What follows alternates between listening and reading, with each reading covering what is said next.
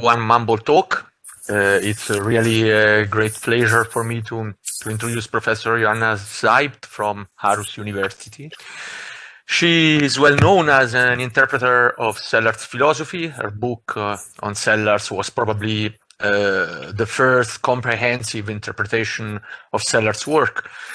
She is specialized in the areas of analytical ontology and metaphysics, and she published a lot of papers about these topics. And now, since 2012, her research interests turned to philosophy of social robotics, especially the ontology of human interactions with robots. And she's main organizer of the research unit for robophilosophy. The title of the talk is The Problem of Artificial Sociality, Why Robophilosophy Needs Process Ontology. So we will have 45-50 minutes for the talk in order to have time for the Q&A session. At the end of the talk, who wants to ask a question, write it in the chat, and I'll take note about the right order of the question. I ask you again to turn off microphone to avoid noises. And so, Joanna, the stage is yours. And thank you again to be with us. Thank you very much for the kind introduction, Andrea, and for the invitation to your group. I'm very curious, and I hope that I have something to present that relates sufficiently to your research interests. This is, I hope, we will be able to make contact. Yeah, the title is The Problem of Artificial Sociality, Why Robophilosophy Needs Process Ontology. And as Andrea mentioned, I come with with a special background. I'm a philosopher by training, but for the last 6 to 8 years, I have been working in a new research environment that we actually created for ourselves. The research unit for integrative social robotics consists of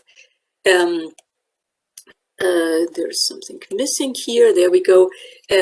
Consists of currently about 25 researchers from different departments in different countries. We developed together a method that we call integrative social robotics, where the humanities have a new role, and I will try to motivate this new role in a moment. Namely, as both contributors of information, but also contributors to regulatory considerations for this new type of technology, and in support of the interdisciplinary integration of social robotics. And there are some other functions, but these are the ones that I want to focus on. So robophilosophy is a new area of applied philosophy that we defined in 2014. We defined it as philosophy of, for, and by social robotics.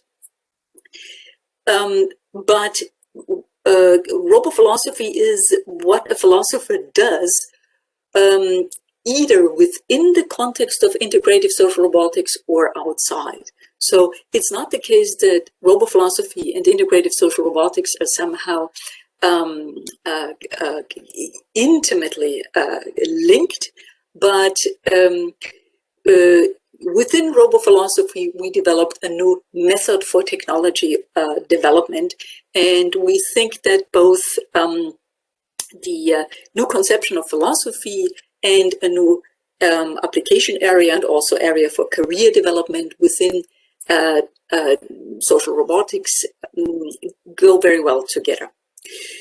So what I would like to do in the next 45 minutes is present you with a line of thought that sort of tries to sort the various strands of our somewhat complex approach, sorts these strands out and gives you an idea of how robophilosophy is situated within a program or within a project that is guided by the method paradigm of integrative social robotics. And first of all, vice versa, why we actually looking at the current situation of social robotics came up with the idea that we need new jobs for philosophers here, or new tasks, that there are no new tasks for philosophers here. So I'll first talk in 3 steps about social robotics, what it is, which kind of problems it presents us with, and then I go a little more into detail and identify the specific philosophical contribution that we can, as theoretical philosophers, make to any project that uses integrative social robotics, to a better understanding and a better development of this new technology. Okay, so let's start. Social robotics is a research area in robotics that is about 2 decades old, around the turn of the millennium.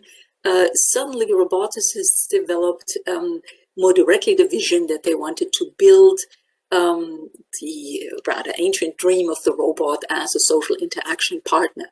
And as you can see, in the course of the last decades, some concrete applications have been developed of robots that interact in the physical and in the symbolic space of human social interaction.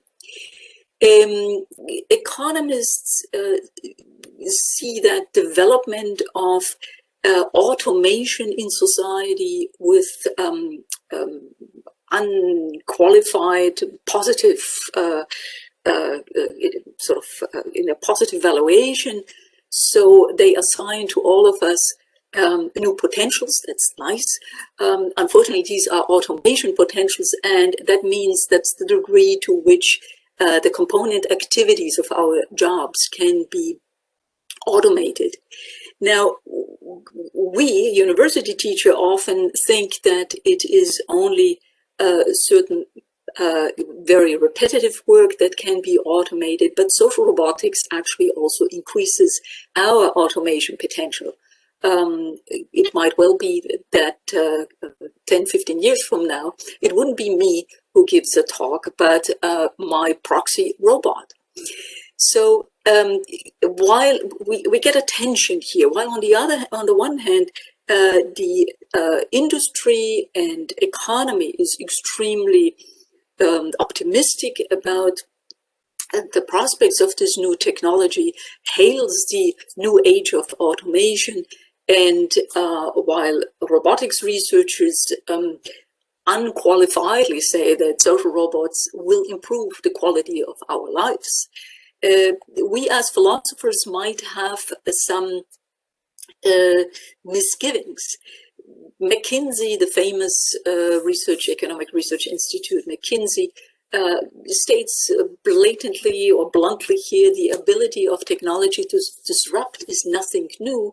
Its influence is, as automation technology, the influence of automation technology is overwhelmingly positive.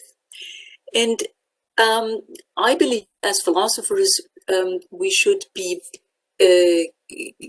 react early against, we have failed to react, we can say, to the social media technology, but it is now our task to react to social robotics, because social robots are not like any other technology, and what we cannot therefore, as McKinsey argues, project from earlier technological revolutions that automation, it's all in all its forms, whether on screen or physically, is something that will be overwhelmingly positive. It might be, but it is right now our task to be vigilant and involve ourselves. This is what robophilosophy is about, and integrative social robotics is a concrete method, a concrete approach, a paradigm to involve itself. for philosophers and other humanities scholars to involve themselves in the production of this technology. So robots are not tools. Robots are special because they are no longer tools. They affect what, maybe this is a slightly infelicitous expression here, but for the time being, or in this context, let us just call it the social brain, meaning the kind of neurophysiological mechanisms that guide and support human social interaction. So low-level mechanisms of motor resonance and perceptual resonance have been shown to be also triggered by robots. Further on, these somewhat higher level mechanisms of creating joint attention, as for example the gaze cueing effect, has also been shown to be triggered by robots. And we have a strong tendency, this is what human-robot interaction research, briefly abbreviated as HRI. So what HRI research has shown is that we have a tendency of taking the intentional stance when we interact with robots to a degree that is rather problematic. It seems to depend very much also on what we know and do not know about these new artificial agents. Sherry Turkle has early on, already in 2011, drawn attention that there may be lurking a sort of a problem may be lurking in the vision of a new society where interaction with social robots becomes ubiquitous. She says, based on 6-7 years of research, that what she sees is that for human beings, the performance of connection seems connection enough. She is concerned by the fact that we are apparently so willing to give up certain elements of social interaction in favor of interacting with social robots. When we look at pictures like this, for instance, where a robotics engineer presents, you probably may have seen it in the news, the highly sophisticated robot called Sophia, particularly shocking for the philosophers. A picture like that encapsulates, I believe, the potential socio-ethical risks that arise not only when we engage in social robots, as in interactions with the social robots, but also when we watch it as from the third person point of view. For example, to give you another example, this is from our own research. We have been working with the so-called Telenoid robot. This is a telecommunication robot that, as you can see in the left-hand side picture, engages humans in interaction strongly. But once the robot is not in use, and that is what you see on the right-hand side picture, it can be treated in a manner that is rather unusual, if as a treatment for your interaction partner. So you could say, if we look at these pictures, we might be running the risk that we suddenly reconceive of social interactions as being on and off, treating our interaction partners with emotional engagements in one situation, and then simply sort of putting them away, casting them aside in another. These are just small glimpses into a huge field of considerations and also research projects currently being undertaken.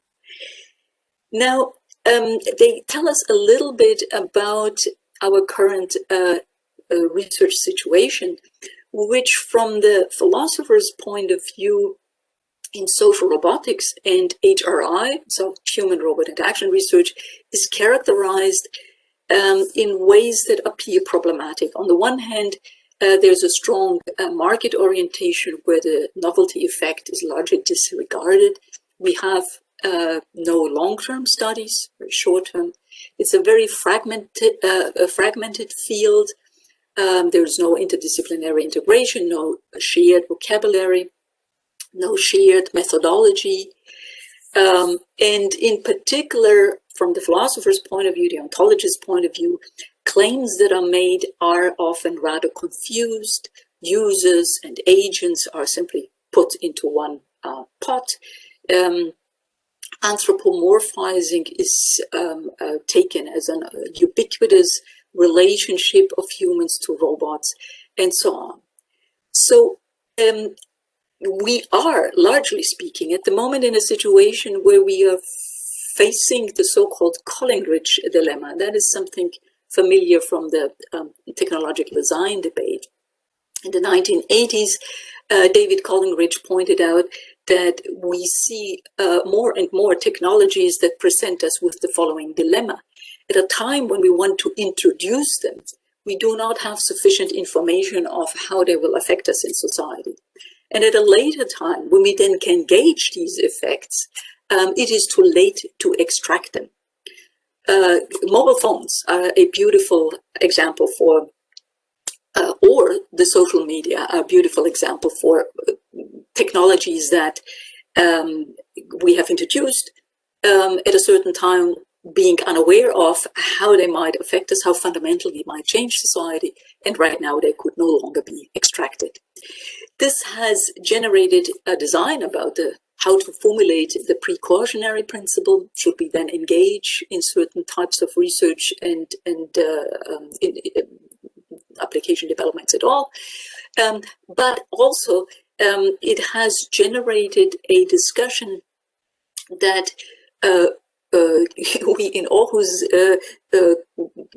sort of with coining the new focus on robo-philosophy as opposed to just robo-ethics, I get to that in a moment, have tried to tie up with a new conception of the humanities as being not only reflective, but proactive.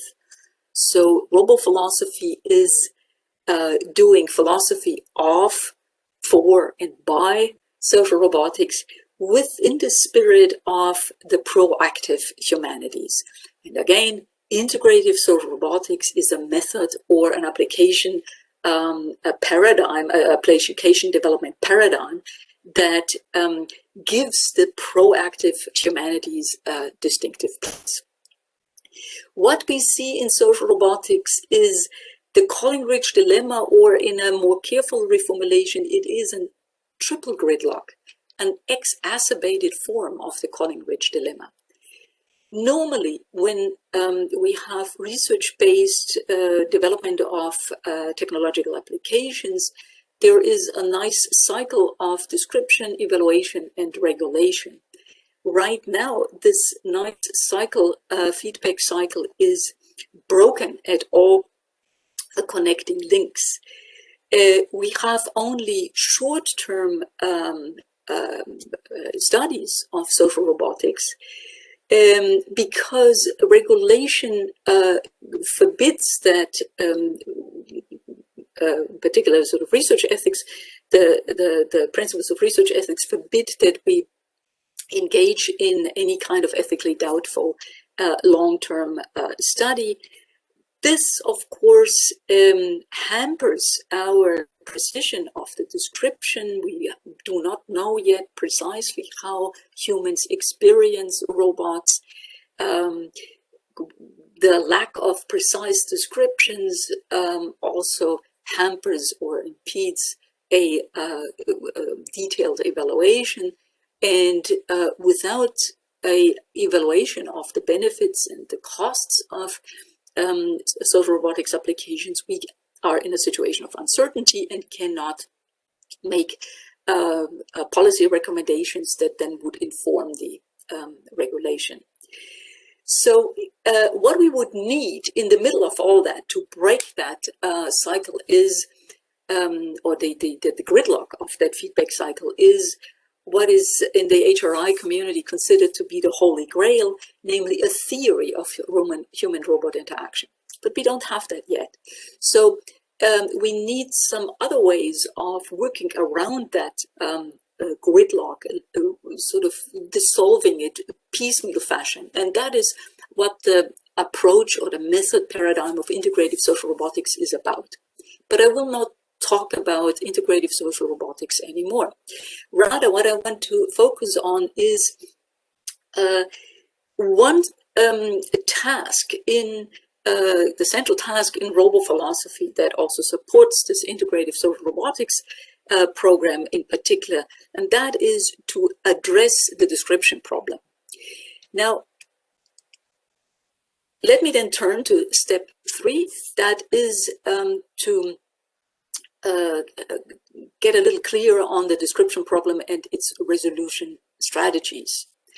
So when roboticists describe what robots do, on the web you can read descriptions like that, and these are partly, these are not advertising descriptions, but these are descriptions that are provided by the companies as product descriptions. So with human-like expressions, feelings, and moods, the robot body can carry on conversations with his human companions. So another one, Liko will turn its head toward you, make eye contact, and offer a smile in return. Its expressive eyes can convey at least 5 emotions. As you can see here, the robots are allegedly sort of are described as having feelings and moods. Personal pronouns are used. They are said to be able to smile. And even when we look at research papers where reflected definitions of different types of social robots are used, we find that despite the best intentions, robotics researchers here use intentionalist, what philosophers would call intentionalist language. So they use the expressions for human mental states and mental abilities in order to characterize what robots do. So robots recognize and they perceive and they experience and they communicate, and they are able to follow norms and so on.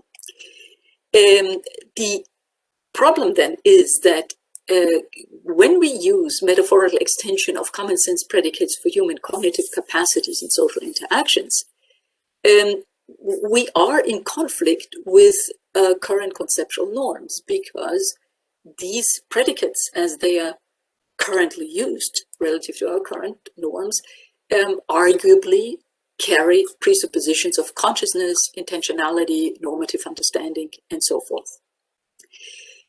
So let me perhaps emphasize that the problem is both for the description of what the robot does, but it's also a problem when we describe of what the human does in the human-robot interaction. So when we want to say a human greets the robot or answers to the robot or shows the robot something, commands that the robot should do something, again, we're using a kind of linguistic material that carries presuppositions that are blatantly sort of inappropriate for the situation that we have.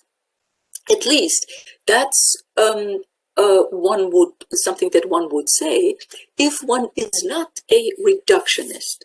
So in the research community, there are behaviorists, there are functionalists who would say that the problem isn't such a problem because the intentionalist idiom, so even in application to human mental abilities, capacities, and states, and so on, the intentionalist idiom can be correctly applied to robots, because in both cases, what we talk about are certain types of behavior, or to use the functionalist description, certain patterns of behavior.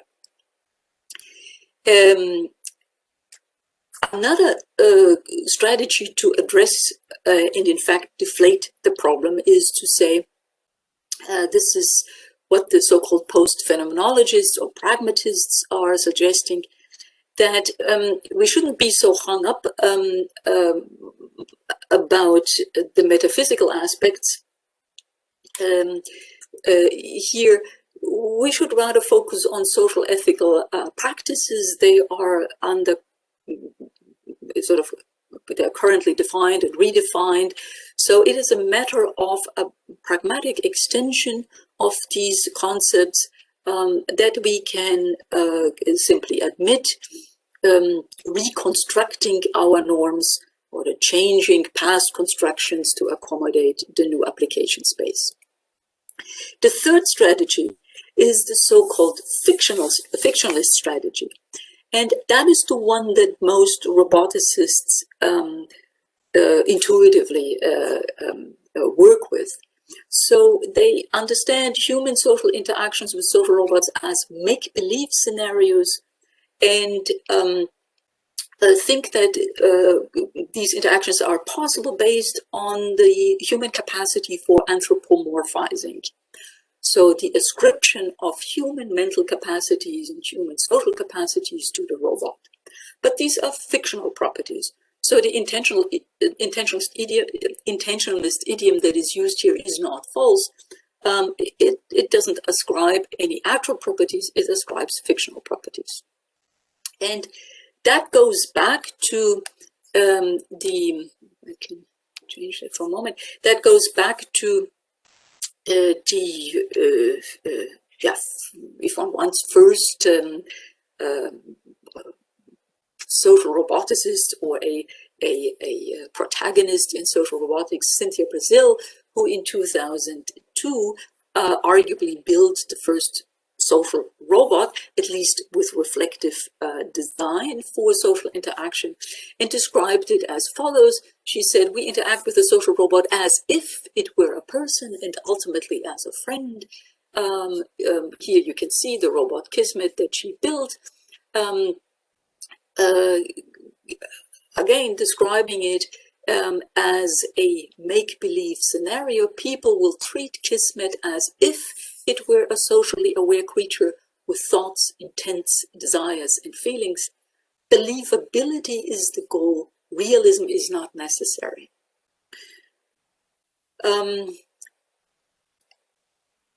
I believe, however, that fictionalism is both empirically implausible and conceptually impossible for the following reasons. On the one hand, it is empirically implausible because there are many studies in HRI that suggest that people experience authentic emotions. These are not the kind of emotions that one would experience with a conscious in a conscious make-believe scenario. So it's not the emotions that you experience when you play with your child that she is the queen and you are the king. Second, perhaps even more importantly, it is the fictionalist solution is implausible from the third person point of view. Because when we look at the situation like here, where the robot is telling a joke and the interagent, the human interagent, responds with a joke, it doesn't really make sense to say here that she pretends to tell the robot a joke. That's an inadequate description. She tries to tell the robot a joke in her own self-experience. It's also inappropriate to say here that the robot pretends to listen to her. The robot, again, is not something that could possibly pretend at all. It doesn't have the kind of sophistication that goes into pretending. And then another difficulty that arises is that there are certain kind of emotional attitudes that one simply cannot take on under the bracket of a fictionalist scenario. You cannot pretend to trust. Again, that is something maybe we can take up in the discussion. Of course, it depends a bit on the notion of trust. Good. So the fourth strategy, if we set fictionalism aside, is the diversification strategy that says Well, the description problem has something to do with the lack of differentiation in our notion of sociality. Once we look more carefully at the notion of sociality, we actually can see that robots can literally have some capacities for social interaction. So the diversification strategy actually performs two moves. On the one hand, it attacks the idea or challenges the idea, the traditional notion of sociality that says sociality must carry the presupposition of consciousness, intentionality, and normative understanding. On the other hand, however, the diversification strategy also challenges the reciprocity condition of our traditional notion of social interaction. That condition says that when two items socially interact, then there is in principle, there's a symmetrical distribution of the in principle normative capacities of A and B. So in principle, sort of agents that can socially interact in principle must have the capacity of having beliefs, intention, can understand what a rule is and how to follow a rule. And the diversification strategy also challenges that condition. So both two types of presuppositions of the traditional notion of sociality. That diversity, so these two moves of the diversification strategy are built into the ontology that I'd like to present you now in the next step, namely to in this ontology that I call OASIS, the ontology of asymmetric social interaction. A wide notion of sociality is used in this description framework, and it's a description framework that sets up the machinery for descriptive machinery for asymmetric social interactions. So here we are now at step 4. Let us first have a look at sociality and its sort of the traditional notion of sociality, and then a counterpart.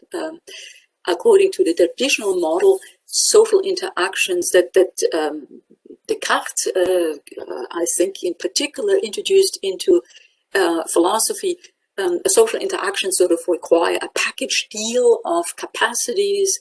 We said before, rationality, the capacity to experience emotions, normative understanding, and then, as Hegel pointed out, in particular, social interactions require self-consciousness, or rather, Hegel, Descartes went in the one direction, it requires self-consciousness, and then Hegel pointed out that vice versa, self-consciousness actually requires social interaction. So these historical developments tied the two notions together, and finally also, and also introduced the idea that it is intrinsic to social interactions that the agents have the capacity to infer mental states of other social agents. To the present day, contemporary philosophical research on social ontology, social relations, collective intentionality is very much influenced by this traditional notion of sociality. However, in interaction with cognitive science research and social cognition and body cognition, it is also the philosophers that have been working towards a dissolution or liberation of the notion of sociality. So there are strong objections that have been voiced within the last 3 decades or so.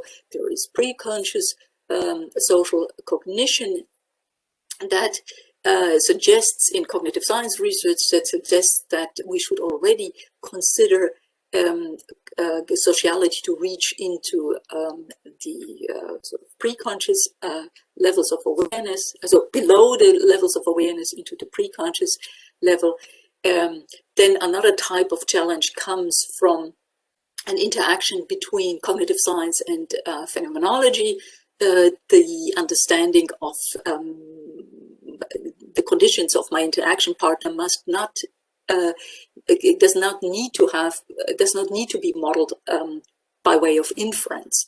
It is possible to perceive directly, so it has been argued what the social interaction partner intends. Mind shaping is another account for how one agent can read the intentions, the agentive intentions of another agent. So these are challenges to the traditional notion of sociality, and one can, for example, create an array of 10 different notions of sociality as championed in different disciplines, so cognitive science, social biology, psychology, and then also social phenomenology in philosophy, and social ontology in philosophy, and so on. These 10 levels that I have identified here are, without sort of wanting to indicate any evaluative ranking here, they are ranked according to the kind of requirements that they govern for the agents. So one can say the first, I don't know, do I actually need to move you here, or well, I'm not quite sure whether I always need to move the gallery or whether you can see it. All right, okay. So the first 5 understand sociality as a coordination that is based on sociobiological automatisms or on reinforcement learning or a practical understanding or direct perception. Then other levels, higher levels here, take sociality to be or a social interaction to come about only if it is a coordination on the basis of perception plus inference, perception plus inference, and the calculation of interests, agentive interests. And finally, in the last 2 levels that are closest to the traditional notion of sociality or social interaction is understood as a coordination of actions on the basis of reflective, strategic thinking, including self-consciousness. So the capacity of requirements from level 1 to level 10 are roughly always increasing from one level to the next. There's much to be said about that, and this is just a rough display of an idea. So, good.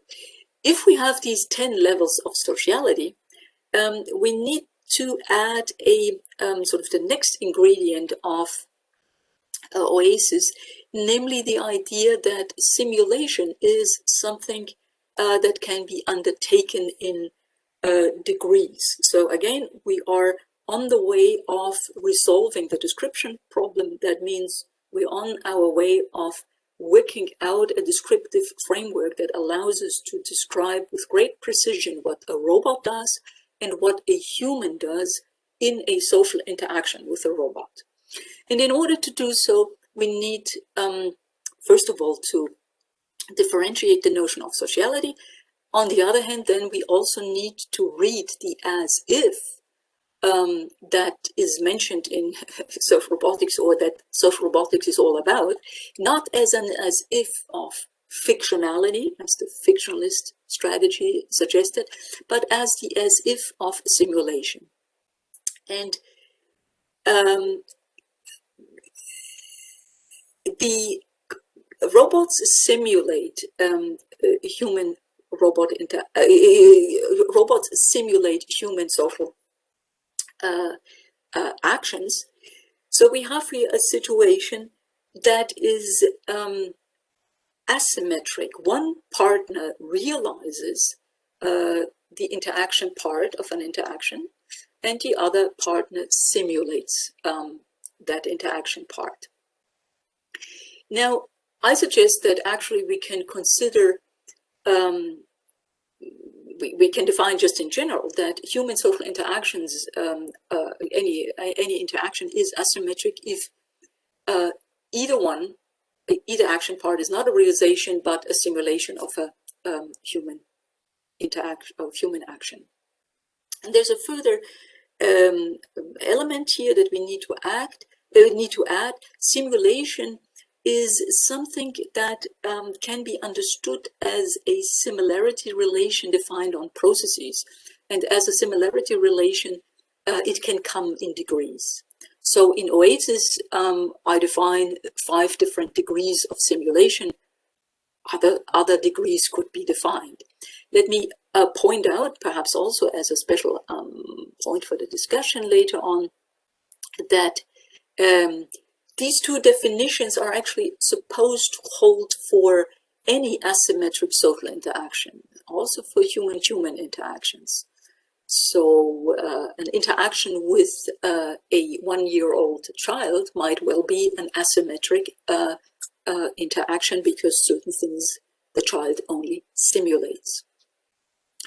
But back to OASIS. So we have now the idea that there are these 10 levels of sociality. At the same time, we understand the as-if as a simulation, so human-robot interaction is simulation, and asymmetric social interactions always involve simulations.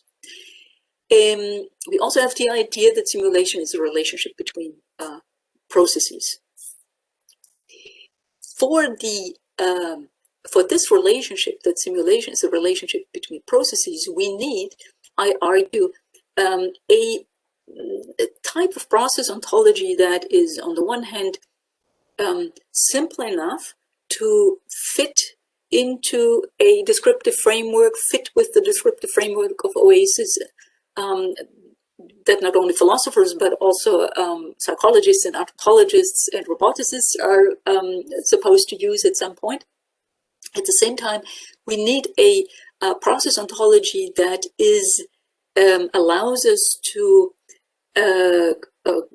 define in fairly sufficiently precise terms what the parts of an action and an interaction are, and of course what the similarity between processes is. And in the process ontological account that I have been working out for all too long, that I call general process theory, it is possible to work out the conceptual tools that are needed in OASIS. So for example, when we talk about the structural similarity between processes, it's easy to understand that structural similarity in terms of a alignment of input-output vectors for more or for fewer phases. So if you look at the first process here, that is divided in many short input-output phases, and you can compare with such a fine division, you can compare two processes, and you can say once they have the same input and output values along, let's say, all of their phases, then they are functionally equivalent. On the other hand, if you compare, if you find that one process resembles another only for a fewer number of input-output phases, for a lower number of output phases, for fewer output phases, sorry, then you can say, well, that there is a similarity here, but it is a weaker form of similarity. And finally, at the very bottom, if there are only very few coincidences or alignments of the input-output values, then you can say that is a pretty poor simulation. It's not simulated along all the way, yeah, intuitively speaking. And in order to translate that into a somewhat more formal representation, one needs a partition,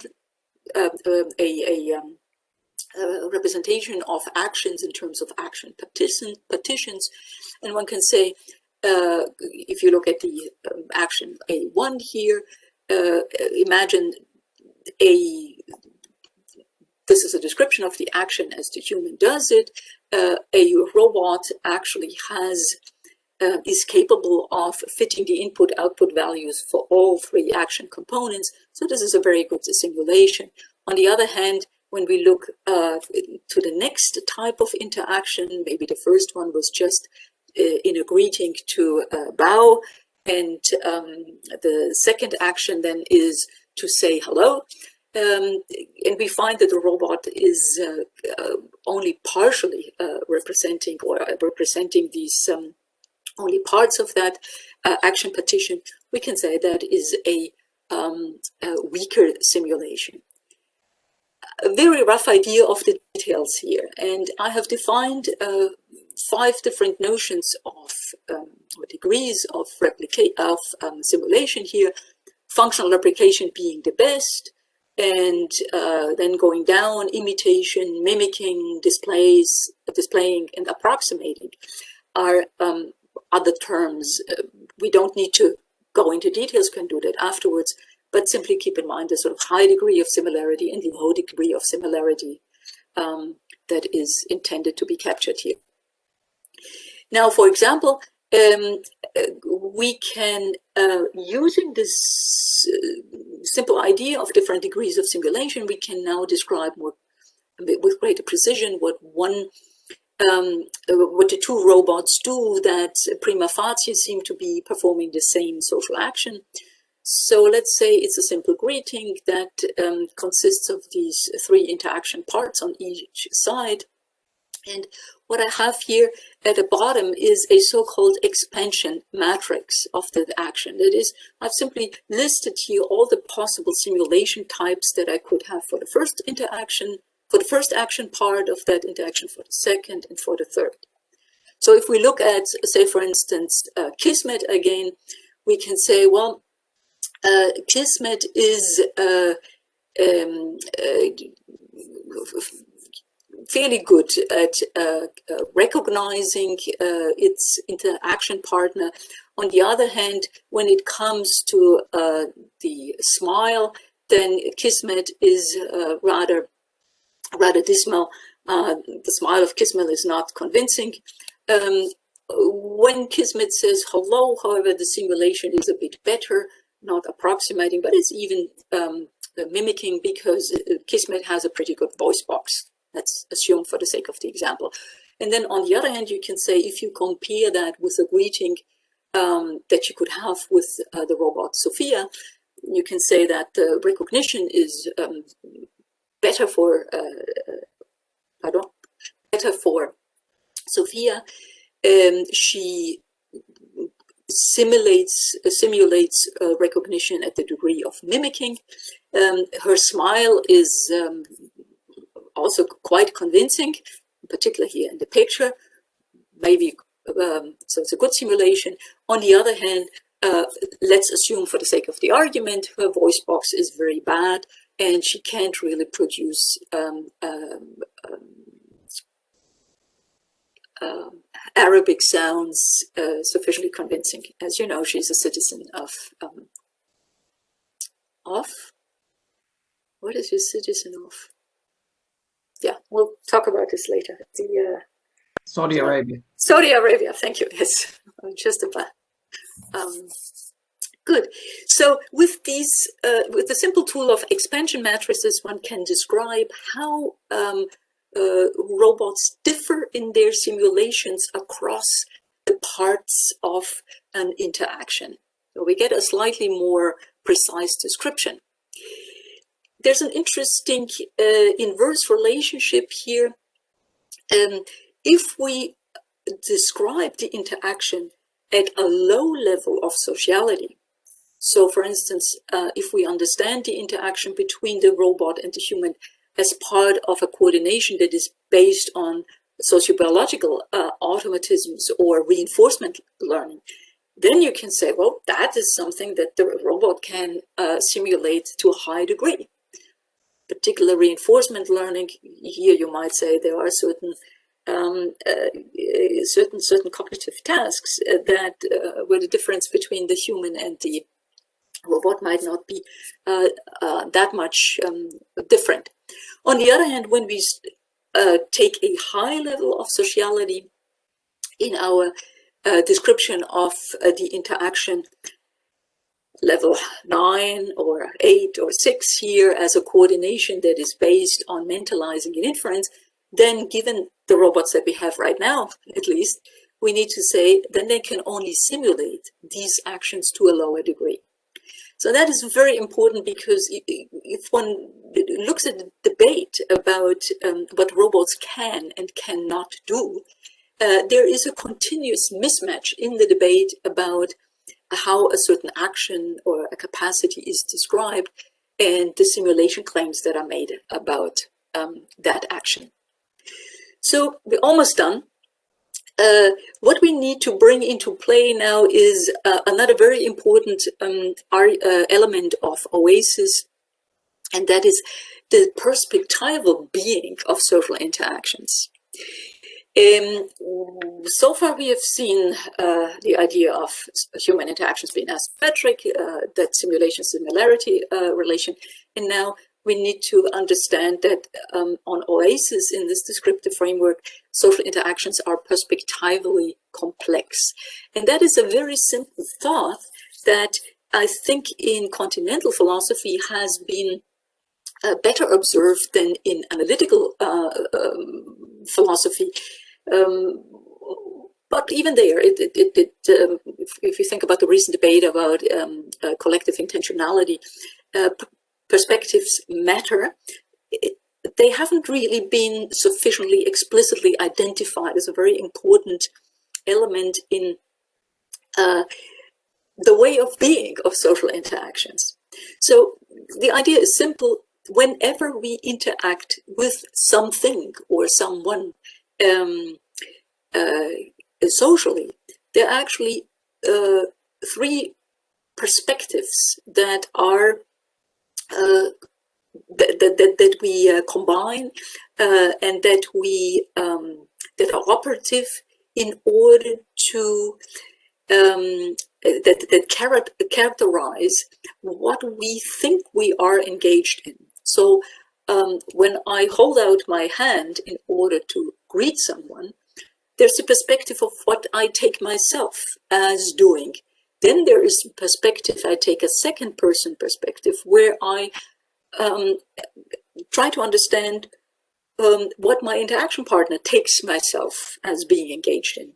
And then finally, there is an imagined third person perspective. That is, I understand what I'm doing also from the point of view of an imagined external observer representing a certain action norm.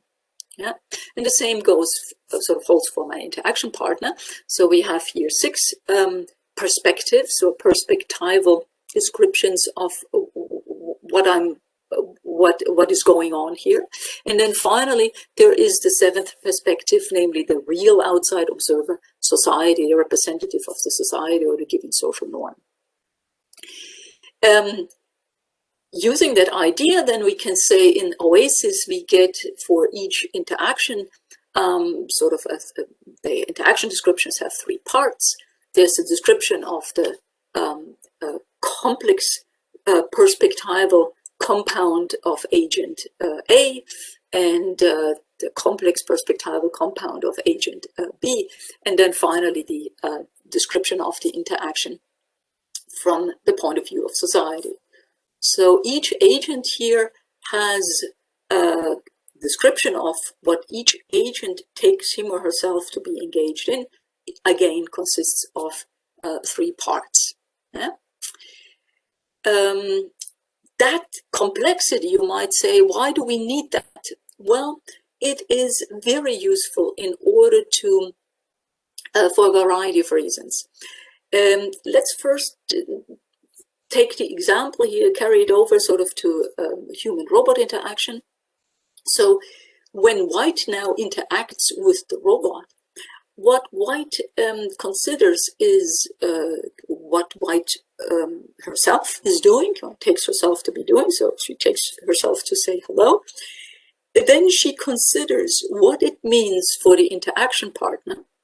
But now, of course, since it is a robot, she also needs to take into account of the capacities of the robot, what she thinks the robot is capable of doing, of understanding, at which level of simulation the robot is at.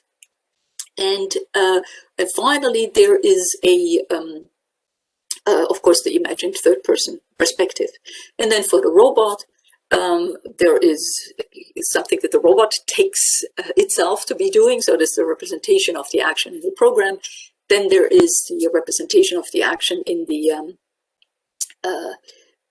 representation of the second person point of view, of the understanding of the anticipated understanding of the human. And finally, there is a simulated understanding of the action norm. Yeah? So at the level of the robot, we have three. We have the simulations of all three perspectives. And then finally, there is society. And from the point of view of society, what goes on here in the human-robot interaction is an asymmetric interaction. One partner realizes and another partner simulates. Now, the reason why this is useful, these kinds of descriptions are useful, is that imagine now that White misunderstands the capacities of the robot. So she thinks actually that the robot understands much more of what she is doing, thinking that the robot is imitating a listening, while the robot, if you look at the second line here, has actually rather poor sort of analytical tools for the processing of verbal input. So the robot is only approximating. And from the point of view of the society, of course, the society is informed about the capacities of the robot. So this is only an interaction where one partner is realizing and the other one is approximating. And now with this description, you can discuss in greater detail whether this is a type of misunderstanding that is ethically objectionable, what needs to be done, whether there's anything that needs to be done in order to remove it, whether this is, a case of voluntary self-deception and maybe admissible, or whether it is a case of deception, and so on. So that's one reason why the perspectival actions, the perspectival conception of action is useful. But there is another one, and I want to mention that briefly, because what we see right now in human-robot interaction research is that, as I mentioned before, human reactions to robots are by default described as cases of anthropomorphizing. That is the ascription of human mental and social capacities. And it only occurred to us in our research group during the last 2 years that this is actually a default assumption that is quite, according to our research results, quite wrong. Because when people interact with a robot, they do not necessarily ascribe to the robot human social capacities, but much more in analogy to our interaction with domestic animals, say an iguana when you meet it for the first time, or a hamster, a kind of capacity for social interaction that is not necessarily very close to the human case. So, for example, what we find is in our research, we find reaction. It's like, well, at some point I realized that the robot, sort of reacts to what I'm saying. So it was a weird experience, and I just had to adjust to talking to it. Or again, but I wasn't sure. I'm thinking, is this how I should greet a robot? Will it think about it if I don't greet it, or something like that? And then again, mostly I was unsure of what I could say to it and how much it expected me to say to it. So what you see here is people struggling with the experience, struggling about sort of my struggling with the uncertainty about how to anticipate the interactive capacities of the interaction partners, of the robotic interaction partner. And interestingly, we call these attempts to consider the robot a social item, however, not yet at the level of human sociality. We call that these attempts or these processes, interpretatory processes, we call them sociomorphing. So we are sociomorphing robots when we interact with them. And interestingly, sociomorphing has a distinctive, comes in distinctive varieties, and each variety has a distinctive phenomenology. So when you expect from the robot a high degree of simulation, such as here the mimicking, if you can see that on the sort of at the bottom right-hand side bottom here, then if White expects that Blue can actually mimic a greeting, so can react as a fairly high degree of at least functional understanding to verbal input, that creates one type of experienced sociality. Abbreviate these with TES. On the other hand, if you think that the robot only displays a greeting, so there are some detection capacities, but there's no real understanding, not even in a functional sense, going on. This creates another type of experienced sociality in the interaction with that robotic item, and so on. So that's the, and it's quite important for the ethical discussion and a development of, as we say, culturally sustainable applications of social robotics, to be able to describe in fine-grained terms how humans experience their interaction partners. Because, and that's something I can elaborate later on, certain types of these experienced socialities, which are different from the human case, from the kind of type of experienced sociality that we have in the human case. Some types of these socialities that we experience with robots are immensely useful. There's something that robots can do that humans should but cannot do. That's the one of the principles of integrative social robotics, is that we should concentrate on the development of those applications where robots do something that humans should but cannot do. So the conclusion then is that robophilosophy needs a solution to the description problem. That's one of its foremost tasks in order to help breaking the triple gridlock. One solution to the description problem is the descriptive framework OASIS. That framework has a couple of advantages that I'm trying to point it out, but it's also important to realize that it needs a process ontology in order to define, in a more sort of precise and technical sense, different degrees of simulations, and in order also to give the talk about the perspectival being of interactions a good ontological, or even if you want, metaphysical sense. So processes in this particular type of process ontology that I call general process theory, these are concrete general entities, these are types of dynamics, and that's what we need in order to understand what an interaction is. We can talk a little about that in the discussion. I've in the presentation also talked about representations for the perspectival presentation. Let's come back to it. But the essential message here is that both for the similarity relations and for the being of these interactions, we need types of processes.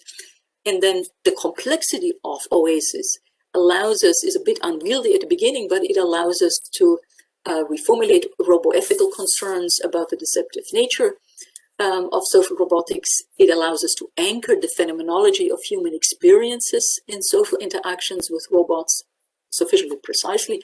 And finally, it allows us to facilitate the interdisciplinary integration of the multidisciplinary fields of social robotics and human-robot interaction research.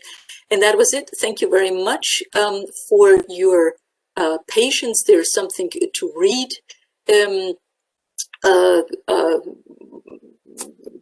If you want to have more details, here are a couple of papers that I've listed, and there are more if you want to read more. Thank you very much. This is probably where I need to stop sharing, right? Thank you very much, Johanna, for your interesting talk, really inspiring talk. So now we have 40 minutes for the Q&A session. We